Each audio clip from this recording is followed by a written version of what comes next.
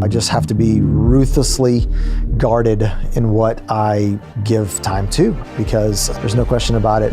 Time wasters can end up making you be not effective with your time. Welcome to the Step Up Podcast, where our goal is to help you step up as a man in every area of your life. I'm your host, Dave Kinney, and I'm joined by my pastor, Pastor Chris Kouba. So what's really funny is the fact that you know what podcast we're doing today, right? I do. Do you know why we're doing it? So we're doing a podcast episode on managing your time, therefore managing your life. Yeah, it's a great idea. We have 10 different practical tips for how to manage your time. And because we ran out of time on the last episode, we are now having to do a part 2. But it's all good. So we've got Feedback's 5 things good, left. Feedback's been good. Yep, it's been great. We've got 5 more left. So why don't you give us a recap on those first 5 that we discussed in the last episode, and then we'll kind of pick up from there. Yeah, first thing we talked about was that, number 1, you got to write everything down, like everything, like big dreams, big things, all the highest of highs, but also like hey, can you do this thing for me? Hey, can you remember to pick the kids up at this time? Whatever, like all the things, write it down, have a way to keep it out of your head and have some way of being able to process it. Number 2, get real with yourself. We talked about the ideal schedule and the fact that everyone should have an ideal picture of what a week is going to look like. Mm-hmm. They can pick the 3 or 5 things they need to do each day, and that they're able to actually go and to know what it is they're going to be able to do because they have been real. All right. So number 3, they kill the multitask myth. You're not going to be able to do everything, and so don't act like you can do everything. Don't try to do everything. I talked about different places even that you can kind of do, and some practical things that you can literally put yourself in a position to where turn your do not disturb off, those types of things. We talked about a bunch of different practical strategies for that, but don't try to multitask. It doesn't work. Number 4, master your inbox. You do not work for your email. Let your email work for you. And we talked about some specific ways and things to do that, things to check in for email. I got some really good feedback on that about just folks really that helped them, because it's amazing the power of the ding, or the power of the notification, or the power of that. And you just basically feel like you're at the mercy of what anybody else tells you what to do. Yeah. And there's ways, even if that is your job, you still can have an opportunity to be able to do that in an effective way. And then number 5, work ahead like a pro. And that's been crazy. You and I have had some discussion even since then about that, of just, it's just important. You got to. It's important for you personally in your job and wherever, your own personal leadership. Yeah. It's just so important for your family. Yeah. Yeah. When you have the foresight of planning ahead and all of those things. That's good. This is part 2. So if you're joining us right now and you have not listened to part 1, you can listen to part 1. It is our last episode that we've done. But PC, let's take it right here. Number 6, how to manage your time, manage your life. Number 6, stop wasting time. Let's talk about this, okay? Because there's some real time wasters, all right? Let me just mention a few to you that I think are pretty big culprits. 1 is complaining. Yeah. How much of your day is spent complaining about stuff that you don't like, you wish was different, or that you want to change? A lot of times you are complaining about stuff that's beneath you. Either handle it because you've been paid to handle it, you've been tasked to handle it, you're a man, step up and handle it, or move on and get over it. Yeah. Either one. But don't waste so much time sitting around complaining about it. Or it's outside of your control anyways. What are you going to do? So what good are you doing? Move on. Operate by this philosophy. I always say this a lot to a lot of our folks on staff. What would you want the person in your position to be doing if you were in charge? And then do that, right? Yeah. As opposed to sitting around. I just remember back whenever I was an intern, right? And man, I knew all the things that were wrong with what things were going. Whatever. And man, as I've gone and had more responsibility and more, of my job has grown and its weight and all of that, what I've realized is how much I didn't have a clue what I was talking about. And how much time I just wasted complaining about stuff that I didn't know what I was doing. I didn't know. My ideas were dumb. They didn't know what it just, and even if they were right, it was by accident, not because I was really that smart, right? Yeah. And just don't use extra time. Just think about this: to study in the office, use extra time to make your boss's job easier. Okay?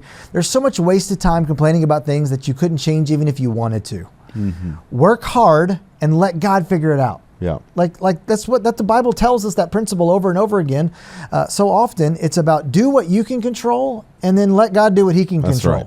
But at the end of the day, you're not going to be accountable for what somebody else did or didn't do, but you are going to be accountable for what you do. And so therefore, over the years, I've realized how insignificant the items that I complained about were and how limited I was in the information that I had to even complain about the things that I spent so much time complaining about. If you can fix it, fix it. Yes. If you can't fix it, don't fixate on it. Yes, don't let that have don't let that have all of your time, attention, energy. Just move on. Get over it. Yep. But just think about how much time you waste complaining about stuff that you cannot control. Okay.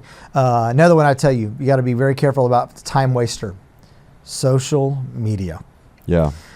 It isn't the worst thing ever, but it's probably close. It is close. It's probably close to being the worst thing ever. Okay. Which, by the way, are you on social media? I mean, I don't know if I'm on it enough to where I actually count. I have social media. I do spend some time. All the younger people on staff, they just call me old because I barely spend any time on it. But I think an important note to make here, social media itself is not the worst. Right. But your use of it can make it the worst. For sure. And there's no question. There's massive benefits. Yeah. Massive, massive benefits. That's why I say it's not totally the worst thing ever. It just may be close to being it. Because I would tell you this, for me, here's how I know. I put time limits on it. And for some of you, you need to put time limits on yourself to where basically like a screen time, like for my kids, I have screen time for myself for social media. We only have a very small window of time when I'm allowed to be on it. Because I don't necessarily think it's bad. I don't think it's bad to just veg out for a minute and look at some various things, or there's ideas that you can pick up, or there's things that you can keep up with people like you never could have before. There's some really super positive things. But what I've found is that if you don't have a way to control it, it will look up, and it's designed, literally in its design, to try to control you. Yeah. You are the product when it comes to social media. Yeah. And so if you have to use it, that's great. Then set some key times to check it, kind of like email. I'm going to check it at this time, at this time, and at this time for this long, and that's it. Yep. Like I'm gonna get it, and then I'm gonna walk away from it. I'm not just gonna allow myself to just doom scroll or continue to do so. What I found for me is whenever I kind of go down this road a good bit, it usually leads to jealousy or anxiety. Because one, I either get overwhelmed by stuff I'm not doing, I feel like we should be doing, or I'm like, oh man, look what that church is doing, or look at what they're doing, or look at where they're going on their vacation, or look where I'm doing this. And at the end of the day, I don't feel better about myself at the end of that thing. I instead just feel frustrated about my own existence, and I'm not leaving with a heart of gratitude and thankfulness for what God's done in my heart. Instead, I'm just, well, why don't I have that? And why don't I get this? And so it's amazing how it kind of loops back to complaining. Sure, Sam. Like social media can be a tool to be used for good, but again, like you said, there are people who get paid a lot of money to make sure that you, direct quote, waste your time viewing their product. I would tell you this, I do without question, no matter who you are and no matter what your situation is, think that you should set regular times of fasting from social media, where you spend a week, a month, or whatever, where you're just not on it. And I think what you're going to find is that you're not nearly as drawn to rush back to it because you see, man, there's a lot of benefit when I'm away from it. But I just think that's a big, huge, massive time waster. Can I jump in here? Please. So Emily and I were talking just a few weeks ago, and we were kind of talking about this. We were really talking about parenting and our kids, if they see us on their phones, what is that communicating to them and all of those things. So we just kind of started down this conversation of like, what would our lives look like without smartphones or without social media or internet or whatever it may be. And both of us came to the conclusion that we know our lives would be markedly better, but for some reason it's really difficult to do. Don't want to do it, I'm sure, yeah. And so I'm kind of like, I've been telling her, I'm at a place where I am like really, really considering cutting off internet from my phone, no email, no social media, no nothing. I've taken one step toward that by basically I'm really not active on social media in any way. And I'm a month into that, and guess what? I would say my life is better now. You miss it? I do not miss it at all. Jonathan Haidt is an author, written an incredible book, an amazing book called The Anxious Generation. And it basically talks about just the rise of social anxiety, teen anxiety, suicides, so many of the societal ills that we have, particularly in the next generation. And it all started in 2010. You want to know when it happened in 2010? It was when the a like button and the front-facing camera showed up on phones. And basically it was talking about how the phones are just crushing us. And I'm not an anti-phone. You got to have a phone. I have a phone. I've got a smartphone, and I use it a lot. But I think in this particular area, I've just found it to be a big time waster. Yeah. Let me give you another time waster too. Pointless meetings. I'm guessing many of you, just because you're invited to a meeting doesn't mean you have to go. Now, you may have to go more whenever you're early on in your career and things like that and whatever else. And I think you need to add value as much as you possibly can. But I think I'm telling you, I feel like I am marked more by what I say no to more than by what I say yes to right now in terms of my time. And so I just have to be ruthlessly guarded in what I give time to, because there's no question about it. Time wasters can end up making you be not effective with your time. Number seven. Here we go. Choose what you will cheat. Choose what you will cheat. Balance is a joke. Okay. I know people, man, I want to be able to achieve perfect balance. Never going to happen. Okay. You're always going to be cheating work, or cheating home. If you're a student, if you're in school, cheating school. The question is, which one are you going to cheat? Don't try to make everything happen. Choose which ball you're going to drop. You don't choose the ball that you like the least. Choose the ball which can be dropped in that moment and still be able to move forward. So here's what I'd say. Don't cheat your personal life. You're going to pay for it. Okay. Don't cheat work. Your integrity is on the line. Don't cheat home. It's not worth it. Choose at times what you will have to cheat, but don't cheat the same thing every single time. Yeah. That is the problem. So here's what I mean. Overlap like as much as you can, but it's sometimes, and get a pulse check, but sometimes you need to know you're going to have to understand that you're going to have to miss a game for your kid in order to close the deal. Yeah. That's going to happen. But don't miss every game to close the deal. All right. It's fine to miss a game. All right. Sometimes you need to push back a meeting that you have at the office because you need to go to your kid's recital. But don't push back every meeting at the office to go to your kid's recital. Like I would just tell you, I think that's where this kind of choosing to cheat. At times, you're not going to be able to work out and give the intensity of your hobby that you want to be able to do. But don't make it to where you never do the hobby then. Instead, just miss it a day, but don't miss it 3 days, right? Choose which of these things you're gonna cheat, and I think you have to be strategic about it. So we kind of talked about this last time in terms of like planning ahead in order to get ahead. There's going to be certain weeks in your work calendar and stuff like that. Man, it's going to be really, really crazy, and you're going to need to cheat home, and that's okay as long as the next week you don't also cheat home. And the week after that, you also cheat home. It just happens to be a week where you just kind of know that's going to be the case. And then at other times, whenever you've got a little more flexibility at the office and you need to steal away a little bit more time at home, steal a little bit of time more at home. But I think you're just cognizant of like, I'm never going to be fully balanced, but I can't live in one way out of balance so long that it's going to cause problems. Yeah. We deal with couples, we deal with families all the time. Yep. When they get this out of whack, it's a problem, is it not? It causes a lot of pain, a lot of hurt for a lot of people. One thing I tell our team here is if you're leaving work every day before 5 or 6 or whenever, we don't really keep strict office hours, but if you're cutting out early every day, that's a sign that something's not right. If you're staying late every day, there's a sign that something's probably not right. Yeah. If you never have to stay late, that's a problem. Yeah. Yeah. And I think that that's just part of it. I mean, it's the give and take of like being a driven and ambitious leader while also understanding that you have a lot of drive and ambition to be a good family man at home and making sure that you're leading your home well. That, I think you're exactly right. Balance is a myth whenever it comes to this right here, but the pursuit of it makes it all the more important. Sure. Just understanding you got to cheat something. Don't cheat the same thing over and over again. Yep. I want to be out of balance in a different thing all the time. That's exactly right. What are you out of balance in right now?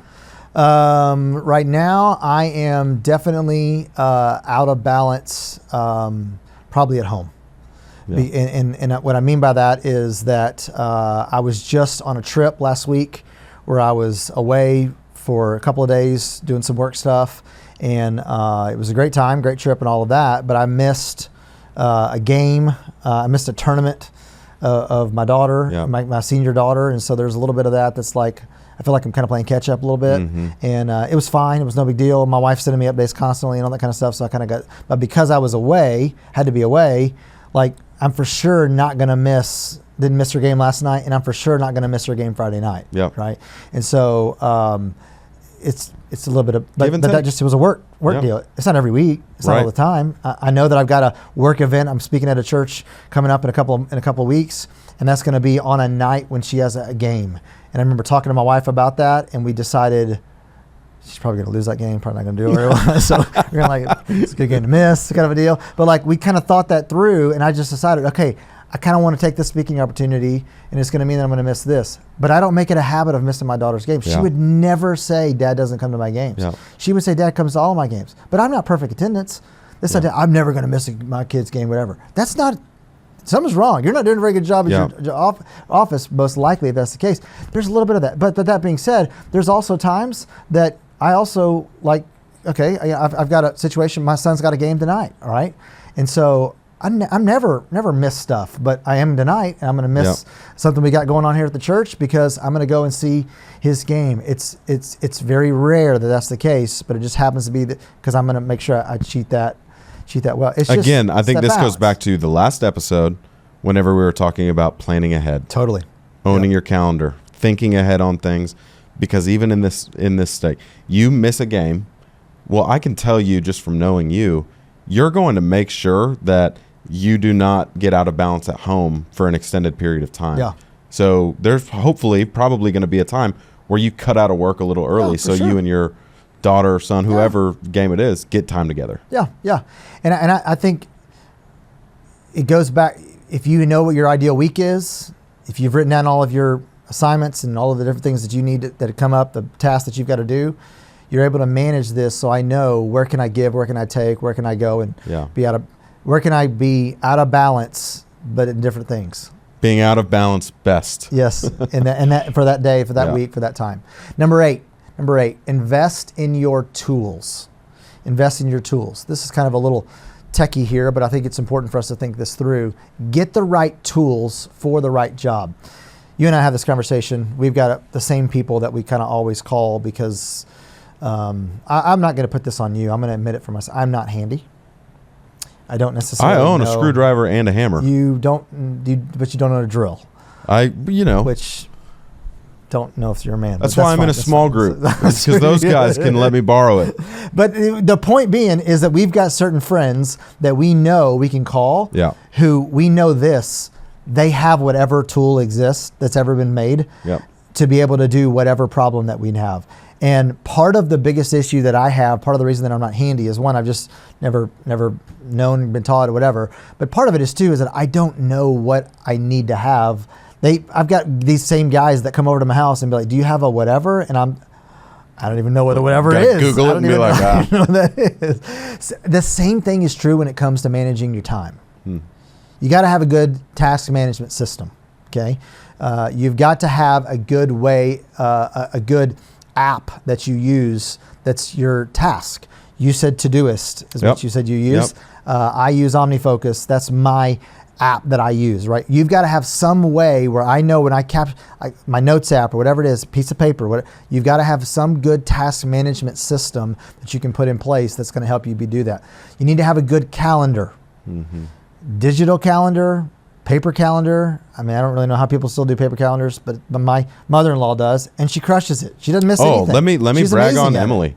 So she is a paper calendar, write things down physically, pen to paper for like to-dos and all that kind of stuff. And it is what works best for her. But here's where this point becomes really important. She invests in it. Like every year at the beginning of the year, she will go find and she'll shop for the exact calendar that she wants because she's going to use it all year long. And that's just kind of her investment into making sure that she has the tools that she needs. I don't want to judge you for the tools you choose to use, but I do want to make sure that you invest in the tools that you use, that you're all in on them, right? I think you need some quality hardware that doesn't slow you down, right? I think you need a laptop, you need a computer, you need some devices, you need whatever's going to be able to help you from a digital standpoint if you're going to go that route, or if you're going to use the paper stuff, whatever. Emily, that's a good thing to know. Yeah. Buy a good one. Yep. Make sure it's one that's really, really good, made for that purpose. I use a scanner as well. I use a scanner for all documents. I'm basically paperless. I don't have really much of a filing system, physical file system. I do everything kind of scanned, so therefore I've got to invest in a good scanner. Whatever your system's going to be, you're going to have to spend some money and time learning it, making sure that you do it. Make sure you know what you're doing. I would say this: a craftsman is only as good as his tools. I'm pretty convinced even if I had some good tools, I would be handy probably. I still wouldn't know what to do with them. But I'd be more likely and more able to potentially learn what to do by looking at them on YouTube if I actually had the right tool that 100%. I knew how to use. Here's what I found. The higher up the food chain that you go, the less you keep your calendar, but the more important managing your time becomes. Yep. I've got an assistant now, and she keeps all of my calendar, but I would tell you this: I'm very aware of what's taking place. I know what's in it. And this morning she texted me and my wife and asked about a bunch of dates, and it was this whole big coordination type thing. And so you may say, well, I don't have an assistant. And I would tell you the principles that I use are the same when I had an assistant now as opposed to long before whenever I didn't. Right. You can't use that as an excuse as to why you don't manage your time well. That's exactly right. And really, if you can manage a calendar now and do the work now, then that's going to set you up for if one day, young people specifically, you do have administrative help to actually manage that person well, to manage your calendar. If you just dive right into it, you're not going to do a good job anyways. You need to learn how to manage your life in this season. You got to have tools. Number 9, build your system. Build your system. I highly recommend personally David Allen's book, Getting Things Done. This is a system that helps you process action items and projects into projects and context, Meaning this, I swear by this method. I know this is the projects that I'm working on, and then here's the context, or the tags is what they use now, that I'm going to be functioning doing them. So for instance, whenever I get in the car, I'm about to here in just a moment, I've got a meeting this afternoon, and then after that I'm going to go on the road for a little bit. I'm going to get in my car and I'm going to use my OmniFocus app that I use. I'm going to push calls, and it's going to show me what are the available calls that I have. I know I've got a call for a couple of ministry calls, and then I've got one call that I need to make about something that I need to get fixed at the house. Well, that thing at the house is different than those ministry calls that I'm trying to do. The projects are different, but the context by which I can do them is all right then with calls. Same way, I sit down, I've got an office tag. I open up that office tag, here's the task that I can do when I'm sitting there at my office. You've got to have a way, a system. Todoist, I'm sure, has a thing that they either teach or whatever around it. It doesn't so matter much which system it is, but you got to have a system, and you got to work that system. Jordan Rayner is another great author that I highly recommend. He's got a great method. Redeeming Your Time is the name of his book. It's really, really good stuff. I'm all in on that. I use OmniFocus for Mac, for PC, and for iPad. That's kind of the tool I use to be able to do that, and I work that system that's there. I use Evernote and Dropbox for everything that I do that is kind of mobile. So like literally every file that I have and every idea that I have is all with me at all times, no matter where I am. So therefore, if I'm sitting somewhere, and the other day sounds so old, but it's so true. We're talking about electric bills. Oh yeah, it's a good time.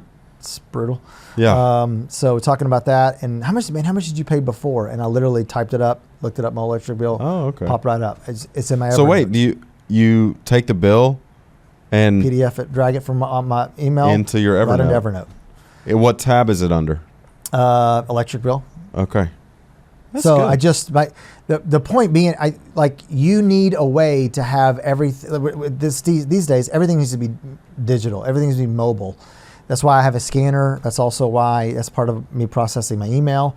If I have something I need to remember, I'll throw it into Evernote, and I'll just forward it, email it to it, and then send it that way. But that's the system that I use. We use something called Asana. You mentioned that last episode. That's our internal work project management system. That helps. That's how I interact with folks on on the staff about different things like that. We use something called Base Camp for pastoral care needs. That's how we begin to tell people about everybody being in the hospital and things like that. We use Planning Center for our database. That's one of the things that we do. Good tools are helpful, but a lack of a system is not. So one of the things I think is a misnomer, we talked about the ideal schedule and some of that kind of stuff. Don't think that spending time on your system is wasting time. I would argue it's probably the best thing that you can do. And a lot of times you're underutilizing some of the tools that you have because you haven't really spent some time to learn how to really use Asana best, or how to use Evernote best, or how to use OmniFocus or Todoist or whatever best. What are some of your systems? I'd be curious. Well, a lot of the same ones, just because we work here, but Todoist is kind of my main. Yeah. Notes, I kind of explained in the last episode kind of how I use those different things. But let me bridge the gap between the systems that I use and the calendar that I have. Yeah. So I kind of feed off of a reward-based mentality. Okay. So like you, all of my drive time is work. Yeah. I'm making phone calls or whatever that may be. That may be for something directly at the office, or doing a ministry phone call, or calling to wish someone happy birthday, or calling someone in the hospital, something like that. Every time I'm in my car on the way to work, on the way home from work, I'm doing that, except for on the last day of work. On the last day of work, on my drive home, I listen to a fun podcast. That's good. I listen to Nate Land. It's a great podcast. Yeah, that's a good one. A Christian comedian. He's absolutely hilarious. And I listen to that. And why do I do that? Simply because it kind of puts me in a weekend mindset. It's kind of my reward at the end of the week. And that is my system that I've developed for myself. I know it's coming, so it's going to make that Thursday morning phone call a lot easier, kning that at the end of the week, I'm going to get to listen to a fun podcast. I also encourage you to have a great filing system. I think that it's sort of tax season right now, or I'm getting a bunch of different bills and things like that. I'm filing all of that kind of stuff, so that therefore whenever it comes around time, whenever I got to do all the tax stuff, I've got a way to pull all these things together. I do all of that digitally. Other people may do it physically. The point being is that the last thing you need is something that is time sensitive, that was given to you months prior, but you don't know where it's at. Yeah. Have a way of doing that. Scan, have a good system that you can do. Number 10, last thing to help you with time management. Schedule people intentionally. I really don't know any job, any career, any person out there who at the end of the day, yes, you may come up with ideas, yes, you may be creative, but the way that you're successful in life is by people. Mm-hmm. It's people. That's what ministry is about. That's what Jesus was about. That's what we should be about. If you want to be a man that's going to be successful in his life, it's going to be someone who's going to be good with people. And so I would tell you, you need to be intentional about relationships. Leadership is about people. Schedule lunches.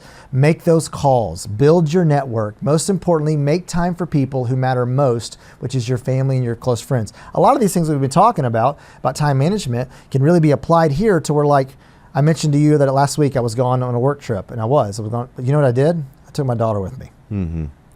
And so had that time with her. Well, we scheduled that far in advance, and we were able to have a little bit of time together while we did that. And so, but I scheduled that. Yeah. It wasn't like it was hard. It wasn't like it was weird. It wasn't like I was like, okay, now I'm going to be with you. I'm not. No, but because we were able to schedule that, I was able to know these are the value of my life, and I want to schedule these kind of people that are in there. I'm into ministry. Ministry is all about people. I would tell you, I do very similar things today when I'm a senior pastor of this church that I did whenever I was an intern. It's meeting with people. Yeah.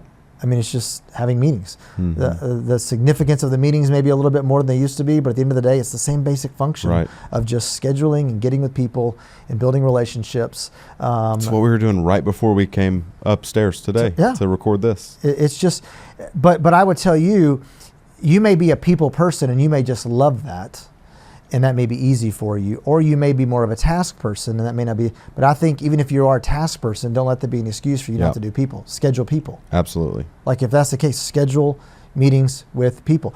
Some of you that are people persons, and that may be more natural for you, are you meeting, here's what I would ask you, are you meeting with the right people?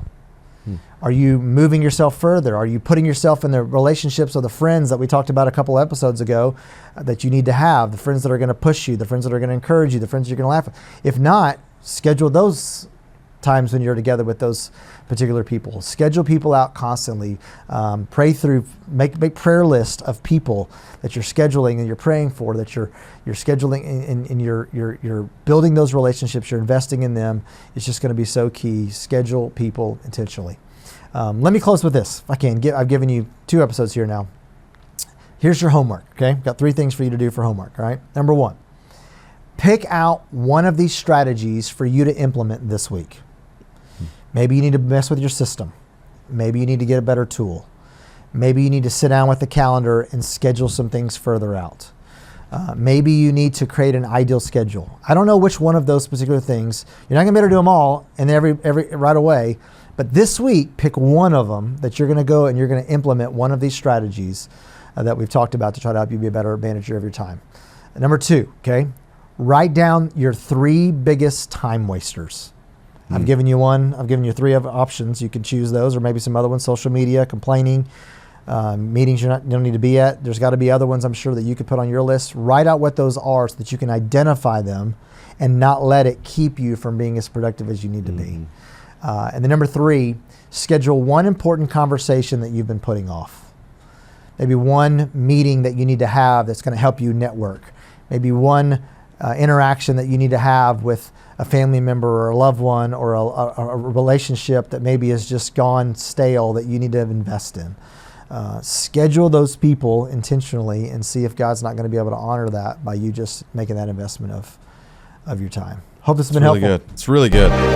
Thanks for listening to the Step Up Podcast. Do us a favor and like, subscribe, and share this episode to help us get the word out. We would love to hear from you, so please leave us a comment and even leave us a review wherever you listen to your podcasts. For additional information or to reach out directly, please visit chriskouba.com. That's chriskouba.com. You can follow Pastor Chris on social media and just search Chris Kouba, Kouba. You can also follow United City Church on all socials at United City Church. That's UNTD City Church. Thanks so much.